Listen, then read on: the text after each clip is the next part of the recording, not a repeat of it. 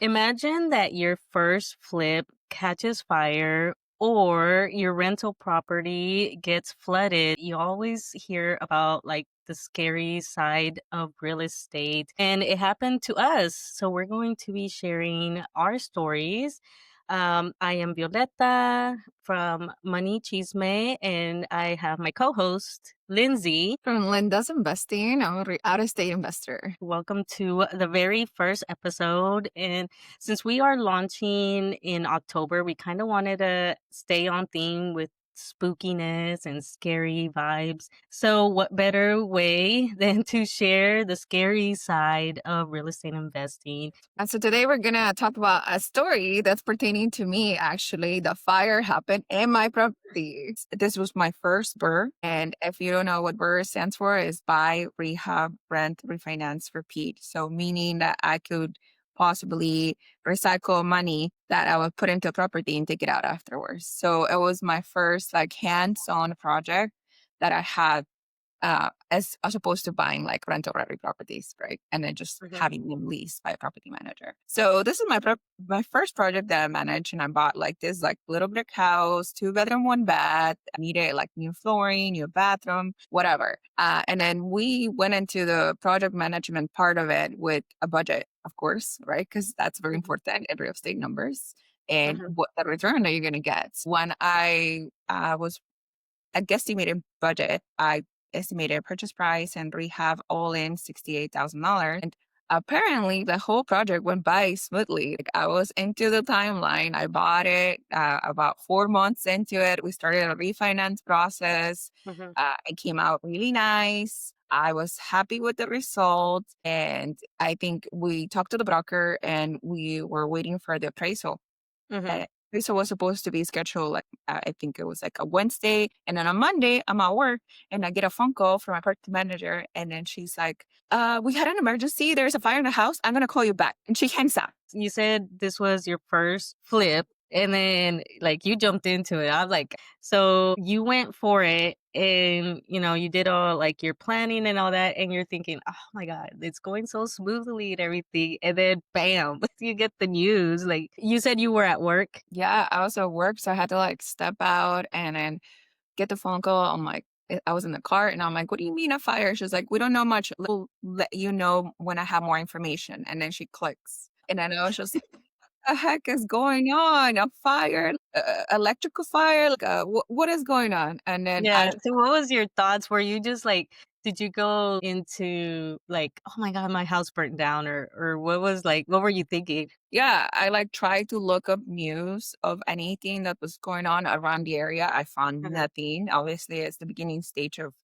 a fire. And then I was just like, oh my God, this is why people don't invest in real estate. Like, this Mhm. is so risky, even though I thought everything had gone well. Or before appraisal, like all the money's lost. Mhm. What am I gonna do? I guess like I was going trying to plan for like the worst case scenario. What if other houses caught on fire because my house caught on Oh, fire? that's I was just true. I didn't even think about like, that. my mind is just Because wondering, then and I you're like, are you liable? Like, what happens then? Like, what if it did spread, and it jumped to the next house, and then now like, am I responsible? What's going on? And then the whole guilt. yeah, the whole thing. Then it's like, okay, let's just calm ourselves down. I'm a nurse, so like I try to remain calm and collected. My mind is going crazy, but I'm like, okay, let's just wait until we have more news from what happened. Dang. So like, so did you around what time? Because you were at work, so it was probably like in the morning type time frame. And when was it like that she actually like called you with more news? It was, I believe she called me around like 12:45. It Mhm. was almost like lunchtime for me. And then she ended up calling me back like around 5 p.m., which is what after hours for her because I'm investing in Indiana and then she's Uh-huh. 2 hours ahead. Yeah, that's the whole other aspect is that you had this property out of state. So it's not like you could just drive have been like, "Hey, I got to go home because I have an emergency," and then drive to the property. You Uh-huh. can't cuz it's in a whole nother state. Mm-hmm. Mm-hmm. Yeah, no wonder I can just like get on my plane and take off and I'm still gonna get there later than whatever, Yeah. what she calls me back and she tells me Okay, the fire department got there and they put out the fire. Mhm. Right now, like her husband, who's also a constructor, he hasn't gone in because they can't go in because they wrapped the whole of surrounding of the house until like the smoke clears out and then it's Mhm. safe to come back. So we won't be able to assess the damages for another maybe 2 to 3 days. So like the house is wrapped, nobody can go in. But they told us from what they're gonna write on the report that it was at five. It's an overhead lighting in the kitchen and Mhm. it was due to faulty wiring. Suspected, because we can't really confirm right now at this point. Mhm. Suspected. So it was concentrated to the kitchen. But when they went in, they obviously we have a porch, so like they broke down the porch because there was nobody to let them in. Like the house was Oh, yeah. in. So they busted the porch and they busted the door. And then and then they put it out with the hose, right? So I had to wait 2 to 3 days to find out what are the damages inside of the house. And in the process of this, I had to call my broker and let them know, hey, we're not gonna be able to have the appraisal on Wednesday because there was an emergency in that house. So I'm gonna call you back when I have more information. Mhm. So That's to crazy. Yeah, because it's not just the initial fire, it was everything that came with it of like you said, they broke down stuff, and then they're spraying everywhere, so, I guess, did you get to see how much where all the water went? Because then that goes into, other issues too. Yeah, so they sent me a bunch of pictures that you guys can see what the damage was, but it was basically concentrated to the overhead lighting.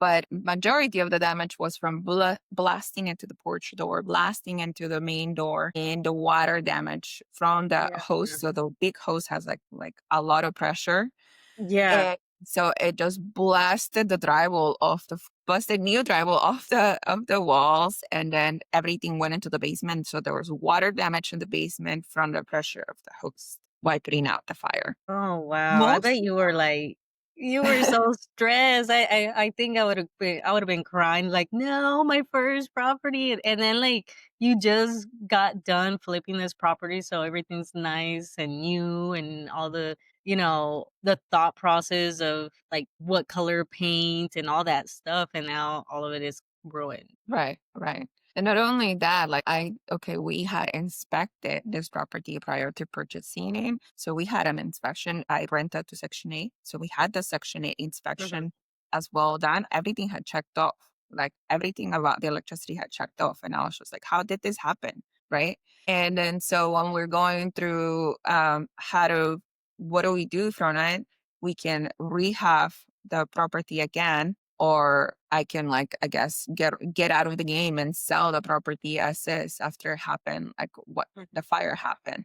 So I had a lot of come to Jesus moments during that time because I was just like, okay, well, it was concentrating just to the kitchen. What can we Mhm. do? So like anything from the electricity, the wiring happens. So I decided to rewire the whole house, which costed money. And then I Mm. decided to repair all of the water damage too, like all of the Yeah. drywall, the flooring, everything. So that came at a cost of an additional cost. So at that point, I had to come to the terms of like, I was not going to get my money back from the house 100%. Wow. So real quick question, because I know like people are gonna be wondering, like, what about like insurance? Did you have insurance on the house? Like, how does that work? And like, what did they tell you? Yeah. So I could have gone to the insurance and create a claim. This is where I'm still learning because this Hmm. is just like 2 years into the investing. But in my mind, because of the time everything was going on with Florida and the hurricanes, Hmm. and then after that, a lot of people dropped insurance from California too. Like Hmm. the Florida affected. It was hard for me to get insurance from the house, particularly. I bought Yeah. if I because I had other properties to in the future to insure, if I did a claim, it was going to be extremely hard even then to get Mhm. insurance for future properties. So I waited this like option of like, do I call the insurance and file a claim, which is going to be like thousands of dollars claim, or do I cover it myself and Mhm. then stop me from having any obstacles to getting insurance in the future? Yeah. So even at the time, I wasn't thinking like I'm gonna get out of the game. I'm just going to like figure it out myself and cover the cost to a point, right? Like Yeah. I I was trying to figure out how much that's gonna cost me. So immediately when we got an assessment of the damages, I was just like on the phone with contractors and trying to figure out how much was gonna everything gonna cost me to repair. Yeah, yeah. So I'm glad that you, even then, when everything was going crazy, you still were pretty level headed to say, no, I'm still going to continue doing this. Like, I'm going to see this through, because a lot of people would be like, at this point, like, no, because you'll see it sometimes when you're looking at properties that somebody just like gave up halfway through a flip.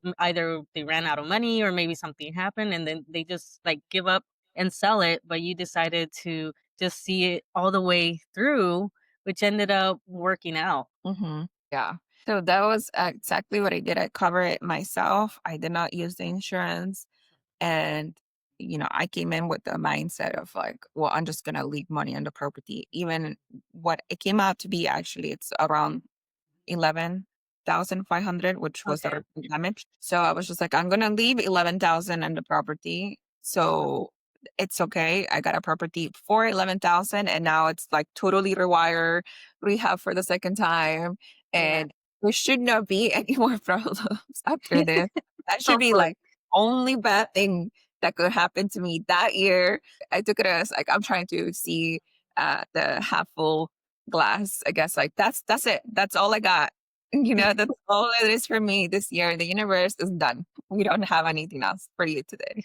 Yeah, please don't have anything else crazy come up. And so, like, how did the numbers look out? Because you said you bought it for a certain price. I guess just share that of like, how much did you buy it for, and then what it took to rehab it, and then fix it again, and Yeah. then but you came out on top. Yeah. So my ARV estimated on this property after repair values for a two-bedroom, one bath brick house in Indiana in the city of Gary. My estimated ARV was 85,000 was going to be worth after all repairs. When I went in, I purchased a property for 35,000 because it Hmm. needed a lot of work. Okay. And it was in 2023 where interest rates were 7.8, almost 8%, and nobody was buying. So I saw like the price keep coming down. So they let it go for 35,000. I put 33,000 from the first rehab into it. So I was all in at 68. Hmm. And I was to cash out with the refinance and pay money back to me 80% of the value, which is about 68,000, which I in that in that logic and that thinking and that frame of reasoning, then it was going to be basically free because I got all my Hmm. money out. Hmm. Now the fire happened, and then we got through the hurdle. We got an additional bid for the rehab, so it was 11,500. So 68 plus 11,500 is Hmm. 79,500. So I'm like, okay, well, I'm just gonna have to leave 11,000 into the property. That then almost a month after, we went to back to the broker. We got the appraisal, and the house appraised for $150,000. Wow. It's like, what the heck? How did it? 150. That means that I'm comping really badly, right? And that means that I just don't know what Airbnb are like Yeah. in my area. So I was over the moon because I'm like, that means I can pay all my money back and then Uh-huh. some technically, like if I was only being able to get out 80%. So that was a saving grace, even though the stress of the fire, I do not wish on anybody. A feeling of like, I don't know anything. I don't know if somebody got hurt, if another house got hurt, or like not like those hours of not knowing if the whole house burned down. Like, I don't wish that upon anything. Yeah. It did come out to the other end of like, praise from more than I Yeah. thought it would. And I was able to get 100% of my money back. Yeah. That's awesome because, yeah, if you would have given up and just like said, "Sabes qué? I'm just gonna put it on the market and sell it as is and stuff," somebody would have just gave you, yeah, like probably not even what you had put into it just because of the fire or whatever. I'm not sure of the market, Mhm. but you would have got less. But since you saw it through, now it appraised, you thought it was gonna be 89 and now it was actually like 150. So like it really worked out. And so now how much are you renting it out for? This is renting for 1,250. Yeah. So you have a house that's basically paid off and you Mhm. got money out of it and then making cash flow as Mhm. well a month. Yes, this was my first burr, and Yeah. it was really, really hard, but it paid off at the end. And I think that's the message that I want to transmit through Mhm. this episode, that like hard things are going to happen, and hopefully never you'll experience a fire, Yeah. but things are going to happen. Obstacles are going to happen. Something is going to just not come out the way that you wanted it to come out, or not going to turn out. But it's about adjusting and adapting and seeing those like challenges and then finding a solution, become a solution finder Mhm. instead of just being like, well, that was my limit. Now I tap out. I quit. Like, no, challenges are going to happen. Yeah. Yeah, wow. I always love your story, and my flood story is not even like that crazy.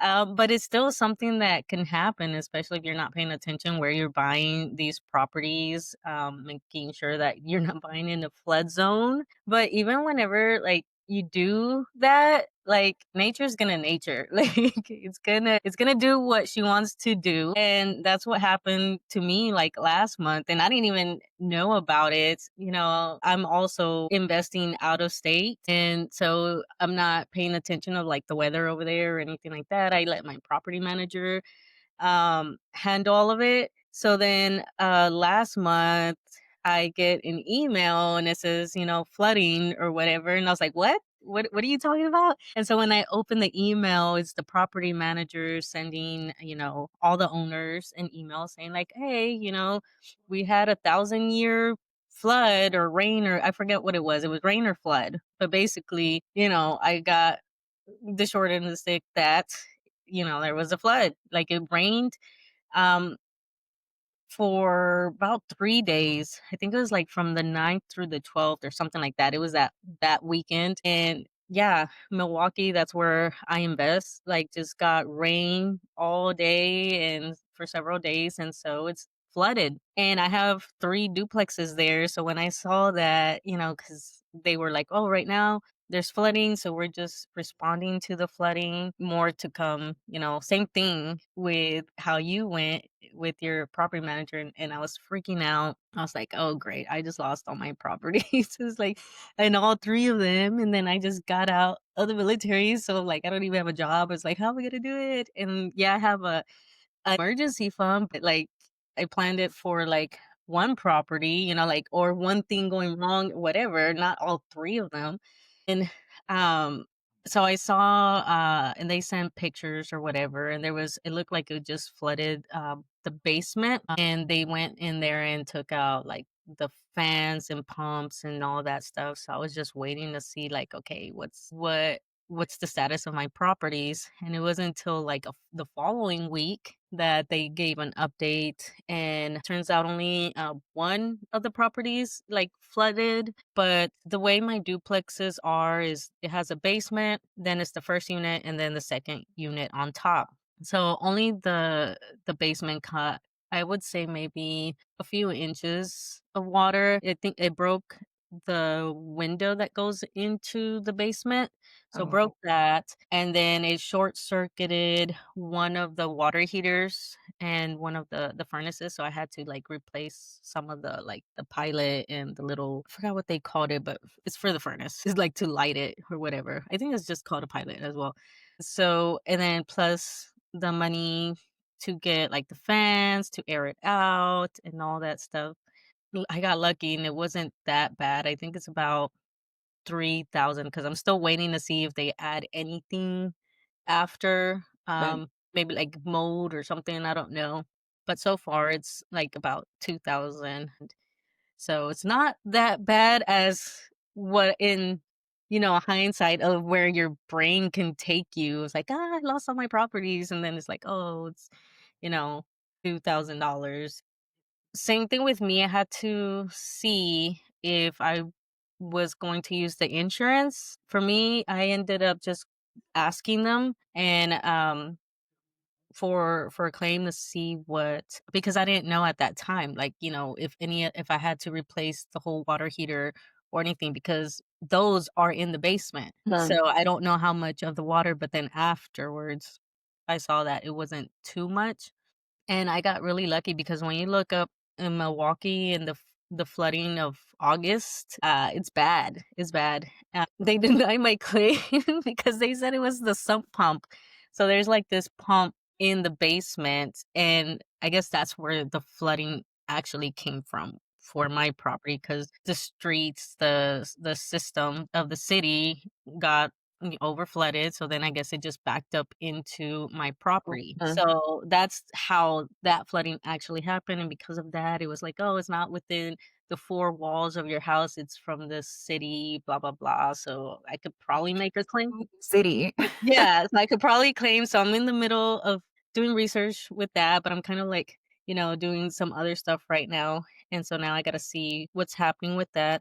I do know another investor that is in the same area, and I think 2 out of his 3 properties actually flooded, and he was able to do claims for that. So it was just me that, it was the city, from the city, not myself.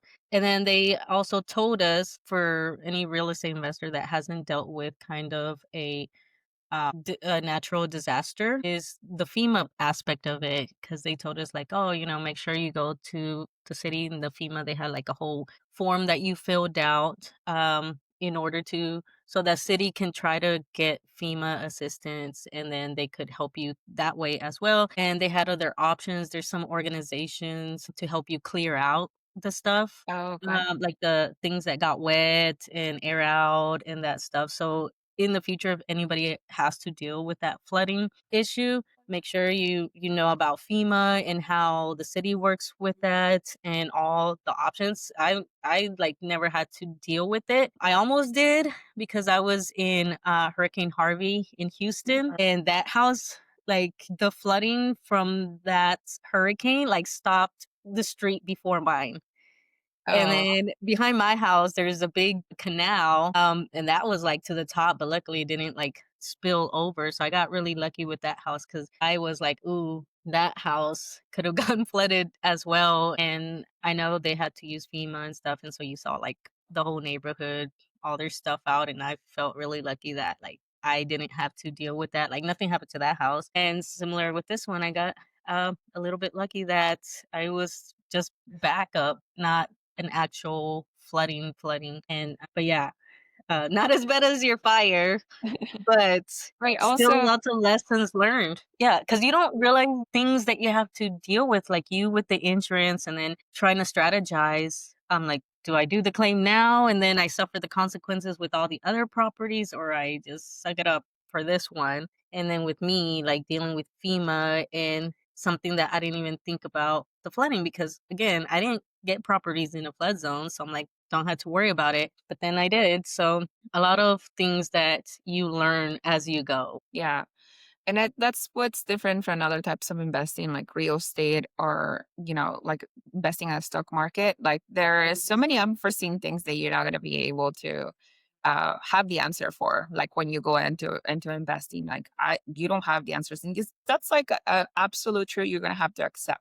You're not Mhm. going to have the answers for every problem that's going to come up, but you have the responsibility to be closer to other people that have gone through the same problems, to be, looking for this information, because you're not the first human being, I assure you, that has gone through a house fire. So you need to reach out, tap into community, or message us on our forum, on our YouTube channels, on our streams, and then we could not only commiserate but also help you with tips and how to like overcome this challenge too. Yeah. And that's the whole reason of this podcast. We decided to, team up and share these stories and um uplift more of our voices. Latinas are out here doing it as well. And we want to make it seem less scary, even though this episode we kind of like, talked about the scary side, but it's worth it to me, and there's ways to reduce that risk, and also have, figure out how, if something does pop off, like, you kind of like figure it out as you go. So that's the other thing is we want to share, tips, things that we learned and share our journeys because again, like we're still pretty new at this, but we're here to share what we learn as we go. So that way you don't have to struggle as well. Make sure that you tap into your resources and education and keep listening to this podcast, and we'll keep coming back with stories. We're also going to be doing some live streaming, and Lynn does live streaming on her YouTube channel, and I'll link all that below. And she shares her journey of flipping houses and just her real estate investing journey, and also tips and tricks as well. So I'll link all that below, and we will see you in the next episode. Bye. Bye, guys.